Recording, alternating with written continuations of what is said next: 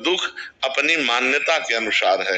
एक की मान्यता खेती लहला रही तो सुखी हो गया, एक के बर्तन सब मिट्टी के थे वो सब फूट गए पानी गिरने से, वो दुखी हो गया। तो दुख और सुख, एक ही वर्षा एक को दुख दे दी एक को सुख दे दी, तो मान्यता हुई ना।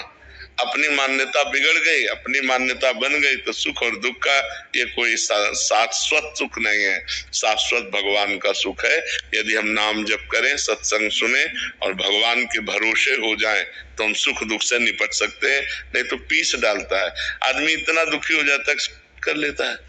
देखो ना, हार जाने पर, फेल हो जाने पर, या किसी भारी समस्या में, या ब्लैकमेल हो जाने पर आदमी जब दिमाग काम नहीं करता तो फिर कर लेता है। तो हमें लगता है कि हमें सत्संग के द्वारा अपने विवेक को बढ़ाना चाहिए, जिससे हम ऐसी परिस्थितियों से निकल पाए। अगर हम ना निकल पा रहे हैं तो हमको विज्ञ जनों के पास जाना चाहिए, संतों के पास जाना चाहिए, वहां अपनी समस्या रखनी चाहिए, उससे निकलने का उपाय पूछना चाहिए। डूबना नहीं चाहिए, उसको पकड़ के नहीं बैठ जाना चाहिए अब क्या होगा, अब तो सब बेकार हो गया। नहीं, ऐसा नहीं, कोई ना कोई रास्ता भगवान निकालेंगे जिससे फिर हमारे जीवन में प्रकाश आएगा, फिर हम आनंद को प्राप्त होंगे। दीपक जी फरीदाबाद से। राधे राधे महाराज। राधे राधे महाराज जी। महाराज जी, दास का जन्म उसी स्थान गांव में हुआ जहां सूरदास जी महाराज जी का जन्म हुआ था। महाराज जी, नाम जप के अलावा और मैं क्या करूं उनकी जैसी भक्ति मेरे अंदर आ जाए? भगवान को सूरदास जी के लिखे हुए पद सुनाओ, बहुत प्रिय लगते हैं। रसिकों के पद जो है ना बहुत प्रिय लगते हैं। ठाकुर जी की छवि सामने हो या श्री विग्रह हो और सूरदास जी के लिखे हुए पद उनको सुनो, बहुत राजी हो जाएंगे। नाम जप करो और पद सुनाओ ठाकुर जी को, बहुत जल्दी प्रसन्न हो जाएंगे। रोज पद सुनाने जाते थे श्री सूरदास जी श्रीनाथ जी को। श्री श्रीनाथ जी का जब श्रृंगार होता तो सबको आश्चर्य होता कि जैसी पत्रावली, जैसा श्रृंगार, जैसी पोशाक, जैसे आभूषण, वैसे ही वर्णन। तो कई बार लोगों ने पूछा कि वास्तविक आप अंधे हो कि आपके नेत्रों में ज्योति है? तो उन्होंने कहा बिल्कुल नहीं, बाहरी नेत्र कुछ नहीं। तो सिद्ध पुरुष थे। तो एक दिन उनकी परीक्षा के लिए पर्दा किया गया कि ठाकुर जी का श्रृंगार हो रहा है, और कोई श्रृंगार नहीं किया गया, बस एक लंगोटी पे, और बस पर्दा खोल दिया गया। बोले गाओ ठाकुर जी का श्रृंगार हो गया। तो सूरदास जी ने पद गाया, आज हरि देखे नंगम नंगा। सब लोग आश्चर्यचकित हो गए कि आज कोई पोशाक नहीं पहनाई गई, तो आज नया पद रचा, आज हरि देखे नंगम नंगा। तो ऐसे दिव्य महापुरुष हैं कि उनके पदों को सुनकर भगवान प्रसन्न होते हैं। तो आप उनको पदों को लाल जी को सुनाया करो और खूब नाम जप किया करो। जतिन जी न्यू दिल्ली से। श्री हरिवंश। श्री हरिवंश महाराज जी, आपके प्रश्न का भाव है कि आपने आपके श्रीमुख से सुना था कि अगर आपके हृदय में प्रभु की याद आ रही है या एक बूंद भी आंसू आ रहे हैं तो प्रभु ने आपको याद किया है, वो आपके लिए ऐसे आंसू बहा रहे हैं, तब जाके आपको ऐसा भाव भी आया। तो महाराज जी इसका क्या? इसका भाव हमें कहने का ये था कि जैसे हम कृष्ण बोले तो कृष्ण कृपा से ही कृष्ण बोले, जो कृष्ण नाम है वही कृष्ण है। तो हमारी जिह्वा में यदि कृष्ण आया तो श्री कृष्ण हम पर कृपा किए हैं, तब कृष्ण नाम आया है।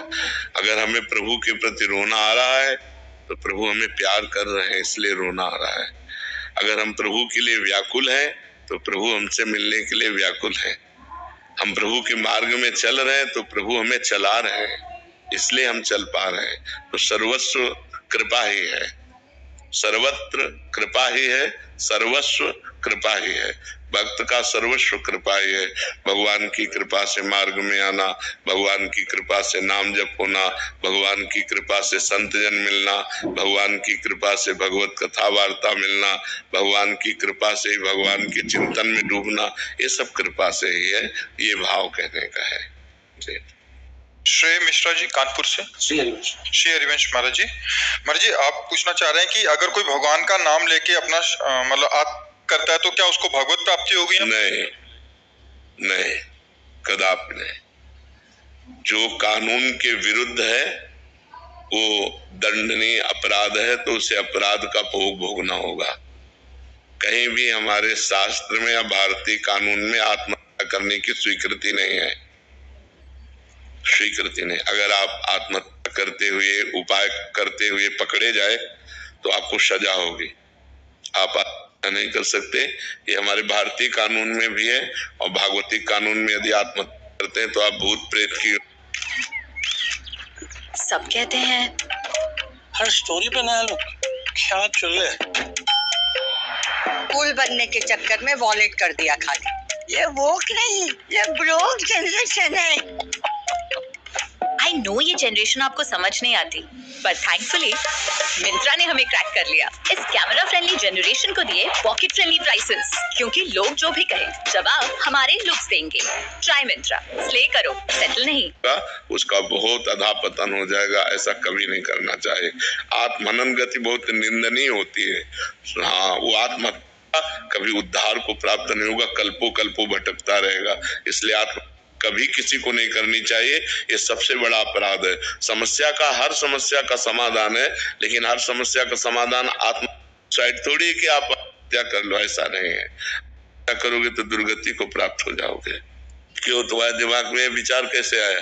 अंतिम समय यदि भगवान का नाम स्मरण में आ जाए, अंतिम समय, आत्महत्या और अंतिम समय में बड़ा फर्क है। हमारा समय होता है अंतिम। जैसे अब हमारे प्राण निकलने वाले हैं, हमारे निकल राधा और प्राण निकल गए, अब आपको भगवत प्राप्ति हो जाएगी। लेकिन प्राण निकालना वो अंतिम समय नहीं है, वो आत्मा है, तो उसका फिर दंड मिलेगा ना आपको। आप अपराध कर रहे हैं। आपने बोला था कि वो जैसे वो किसी मतलब जलने वाले पदार्थ का है कि वो जलाएगी। हाँ। और आपने बोला था राधा नाम का वो तारना ही है। हाँ, तारना है। तो कानून के विरुद्ध, कानून के विरुद्ध थोड़ी नहीं। जैसे जहर है ना, तो अगर उसे वैद्य शोध के दे तो दमा आदि बीमारियों के काम में आ जाता संख्या, और ऐसे खा लो तो मर जाओगे ना। तो उसका विरुद्ध प्रयोग थोड़ी करना चाहिए। उसका विरुद्ध प्रयोग नहीं, ये विरुद्ध प्रयोग होगा, इससे आपको दंड मिलेगा। आत्म करते समय कि हम भाई राधा बोलकर आत्म कर लेंगे, राधा बोल करके हम किसी, तो इससे आपका पतन हो जाएगा, आपकी दुर्गति हो जाएगी। स्वतः हमारे प्राण निकल लें, फिर राधा राधा बोल लें तो हमारा कल्याण हो जाएगा। ऐसे नहीं, दुरुपयोग न करें। सद्वस्तु का दुरुपयोग नहीं करना चाहिए, ये कानून के विरुद्ध है। सविता जी, राधे राधे। महाराज जी, क्या किसी का प्रारब्ध इतना बलवान होता है कि पीढ़ी की पीढ़ी उसका फल मिले? नहीं, ऐसा नहीं होता। स्वयं को भोगना पड़ता है, पीढ़ी को नहीं। जैसे पिता ने पाप कर्म किया और पूर्व जन्म का दुख पुत्र को भी बधा है, तो ऐसे पिता का पुत्र बनेगा, उसके आचरण का उसे जीवन भर दुख भोगना पड़ेगा। पिता कर्जा किए हुए था, पिता अपराधी था, पिता बहुत प्रकार के दुराचार किए हुए था, तो उस पुत्र को जीवन भर दुख भोगना पड़ेगा। प्रॉपर्टी छिन जाएगी लोगों को कि समाज में कि उसी का तो लड़का है ना जिसने ऐसा किया था, तो जीवन भर उसको, तो ये कर्म संस्कार उस जीव के पूर्व से लगे हुए हैं, तो वो पुत्र बनता है आकर, वो पिता बनता है आकर। ऐसा अब पीढ़ी दर पीढ़ी, ऐसा नहीं कि पाप करे कोई और पीढ़ी दर पीढ़ी वो भोगता रहे। ऐसा हम तो सत्कर्म कर रहे हैं, बट मतलब अभी तक कष्ट ही कष्ट मिल रहे हैं। हाँ, तो आपने आज सत्कर्म किया, पीछे दुष्कर्म किए, तो उनको कौन भोगेगा? पीछे जन्म में दुष्कर्म किया, पीछे कमाई है ये। अभी की कमाई तो आपकी अच्छी है, मान लो सत्कर्म कर रहे हैं, लेकिन पीछे बुरे कर्म किए पूर्व जन्म में, तो भोगना नहीं पड़ेगा? तो भोगना तो पड़ेगा, अवश्य में भोक्तव्यम कृतम कर्म शुभाशुभम। किसका प्रश्न है? हाँ, तो भोगना तो पड़ेगा ही ना। आज सत्कर्म कर रहे हैं, लेकिन पीछे हमारे बुरे कर्म रहे, तो उनका दंड भोगना पड़ेगा। तो भोगना अवश्य में भोक्तव्यम, भोगना पड़ेगा। अच्छा, एक बात ये बता दो कि गोरे दाऊ जी श्याम काहे बने? मैया मोए दाऊ बहुत खिजायो, मूसों कहे तो मूल को लीनो, तू जस मतलब जायो। गोरे नंद यशोदा गोरे, तू कित पारो आयो। पहलो एक कारण ये है, दूसरो कारण ये है कि छोटे बड़े भैया को कर्तव्य रहे छोटे भैया की रक्षा करवो। कंस या कंस को कोई राक्षस आवे को तो भी आए शैतान आऊं और मिलाऊ, आषाढ़ पत्थर के है गए। तो बाबा बड़े भागते बास मिलो नंदगाम को, लाड़े लाल को चित्त में लाऊं, गुणगान करूं नित ध्यान धरूं, अब तेरे ही द्वार पे शीश नवाऊं। चरणामृत पान करूं मैं सदा, अपनो निज जीवन धन्य बनाऊं। अब ऐसी कृपा करियो नंदलाल, मैं वास सदानंद गाम को। तो जब छोटे लाला की रक्षा के लिए फिर बड़े लाला दाऊ दादा ने अपनो रूप श्री कृष्ण को, दाऊ सो दाता नहीं ब्रज में कोई एक, और दीनन पे रक्षा करे और टारे विघ्न एक। दाऊ दाऊ सब कहे और मैया कहे ना कोई, और दाऊ के दरबार में मैया करे सो हुई। जैसे बाबा के दरबार में जो बाबा के रो हुई है रो। जय नंद के लाला, जय नंद के लाला की जय। आश्रय लेना 70 साल की उम्र, राजनीति करनी चाहिए नहीं करनी चाहिए? राजनीतिक बात अलग है, राष्ट्र सेवा समझो, राष्ट्र सेवा करनी है हमें। जो पद मिले उसके द्वारा समाज को सुख पहुंचाना और भगवान का नाम जप करना, अगर दोनों कार्य करोगे ना तो ये हो गई पूजा और इस सुमिरन से हो गई भगवत प्राप्ति। तो समाज सेवा करनी, जैसे सांसद पद है, एमएलए पद है, तो इन पदों के द्वारा हम समाज को सुख पहुंचाते हैं। राष्ट्र सेवा हम कर रहे हैं, हम अपने देश की सेवा कर रहे हैं, अपने नगर वासियों की सेवा कर रहे हैं, भगवान का नाम जप कर रहे हैं। और देखो आप जैसे इतनी आयु है तो आपको अनुभव भी है, तो आप नौजवानों को सतमार्ग देना, समाज को सुख पहुंचाना ये जरूरी है। अगर आप जन न करेंगे तो नौजवानों की बुद्धि तो बेविचार और व्यसन में फैल रही है, बेविचार व्यसन में फैल रही ना, बॉयफ्रेंड गर्लफ्रेंड ये दुनिया के लिविंग रिलेशन गंदगी में फैल रही, नशा पी रहे हैं और नशे की जरूरत के लिए हिंसा कर रहे हैं, चोरी कर रहे हैं। तो आप जैसे विवेकी जन समाज को सुधारिए, यही सबसे बड़ी सेवा है, और खूब नाम जप कीजिए। प्रशांत जी, राधे राधे। राधे राधे महाराज जी। महाराज जी, भारत हमेशा धर्म, समृद्धि और विश्व कल्याण हेतु अग्रसर रहा है। मगर महाराज जी, भारत में गरीबी और भूखमरी की समस्या है। भारत में नहीं, पूरे टोटल आप ऐसे बोल सकते हैं, लेकिन आप पर्सनल में देखिए, प्रत्येक व्यक्ति क्या धर्म से चल रहा है? गरीबी है लेकिन 100 रुपया की शराब पी के आ रहा है। आप विचार करो, परिवार में बड़ी समस्या है लेकिन वो व्यभिचार प्रवृत्ति से युक्त है, वो हिंसा प्रवृत्ति से युक्त है, वो गलत आचरण करता है, तो इसका दंड तो भोगना ही पड़ेगा ना। ये धर्मात्माओं का देश है, ये धर्मशील देश है, ये कर्म भूमि है। अन्य देशों को ऐसा नहीं कहा गया, हमारे शास्त्रों में भारत को कर्म भूमि कहा गया है। अब ये विचार प्रवृत्ति कैसी फैल रही है, बॉयफ्रेंड गर्लफ्रेंड, ये कौन पवित्रता का आचरण धारण कर रहा है? सब मनमानी आचरण धारण कर रहे हैं। तो फिर उनको किसी न किसी विधान से अपने कर्म का फल तो भोगना पड़ेगा। तो कर्म भोग इसी में आता है कि दुख है, दरिद्रता है, विपत्ति है और डिप्रेशन है, नाना प्रकार की प्रतिकूलताएं हैं, इसी में तो दुख आता है। तो दुख ही पाप का मार्जन करता है। तो इसलिए अब देखो पाप परायण कितने लोग हैं, हजारों लाखों पशु काट के लोग खाते होंगे, लाखों की संख्या में खाते होंगे, मुर्गा आदि बकरा आदि हजारों की संख्या में, लाखों की संख्या में खाते हैं। तो क्या ये पाप कर्म नहीं है? तो क्या उसका दंड नहीं भोगना पड़ेगा? हाँ, टोटल अगर हम बोलते हैं तो धर्मशील, शांत प्रिय और दूसरों का उपकार करने वाला देश है। मान लो किसी देश में भी वो हमारा शत्रु देश भी हो, अगर वहां कोई मतलब परेशानी आ गई, भूकंप आ गया, बाढ़ आ गई, तो भारत आगे खड़ा दिखाई देगा सेवा करते हुए। ये हमारे देश का है। लेकिन क्या हमारे देश के अंतर्गत अधार्मिकता नहीं हो रही? क्या पाप नहीं हो रहे? कितने बड़े बड़े पाप हो रहे हैं, कितनी अधार्मिकता हो रही, तो क्या उसका दंड नहीं मिलेगा? तो उसका दंड मिलने के लिए यही सब है, दरिद्रता, प्रतिकूलता, विपत्ति, नाना प्रकार की मानसिक और शारीरिक रोग समस्याएं, वही सबको भोगनी पड़ रही। यदि सब धर्मशील हो जाएं, ठीक से चले, तो सब स्वस्थ रहे, सब आनंदित रहे। लेकिन सब ऐसे नहीं कर रहे हैं। आप खुद देख लीजिए कितना बड़ा अनाचार दुराचार भारत में भी हो रहा है, तो फिर उसका दंड तो भोगना ही पड़ेगा। दिन भर लेबरी करके 500 रुपए कमाते हो, शाम के शराब पी के जाते हैं। अरे उसी की हरी सब्जी लेके जाते तो पूरा परिवार खाता, उसी के थोड़ा मीठा मीठा लेके जाते, परिवार प्रसन्न होता।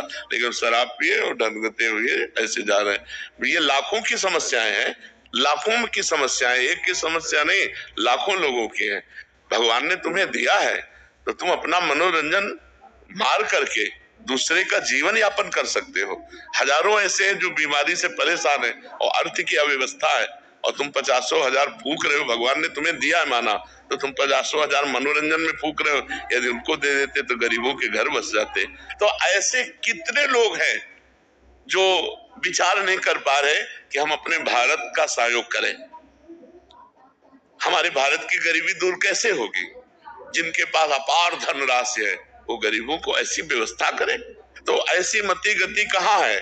तो इसलिए टोटल तो हम कह सकते हैं कि हमारा देश धार्मिक देश है, शांति प्रिय देश है और दूसरों का उपकार करने वाला देश है, लेकिन सब नहीं है, इसीलिए सब भोग रहे हैं, इसलिए अपने अपने कर्मों का फल भोग रहे हैं।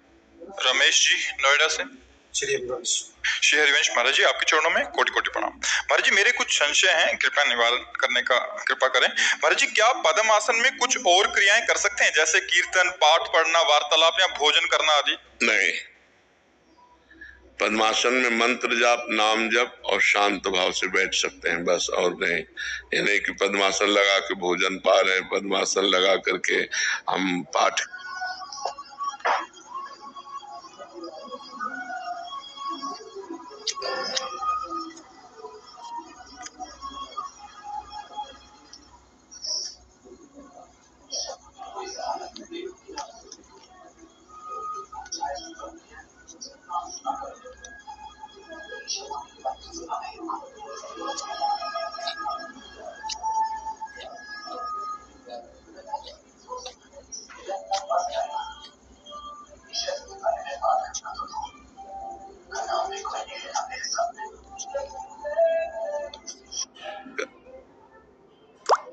आसन एक दूसरे के बाद कर सकते हैं, पहले पद्मासन फिर सिद्धासन? तुरंत कर सकते हैं।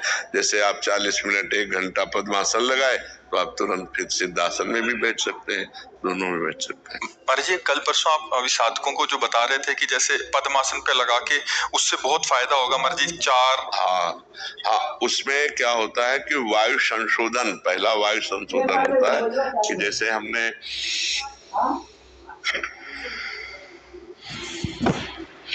ये 2 बार हुआ, ऐसा 10 बार करे आसन में बैठ करके, ये वायु संशोधन हुआ। फिर अगर 4 बार प्राणवायु को नाम लेते हुए घसीटे और 4 चक्कर 16 बार बीच में रोके और 8 बार निकाले, इसे प्राणायाम की प्रथम पद्धति कहते हैं। इससे बहुत लाभ मिलेगा, शरीर स्वस्थ रहेगा और भजन में मन लगेगा।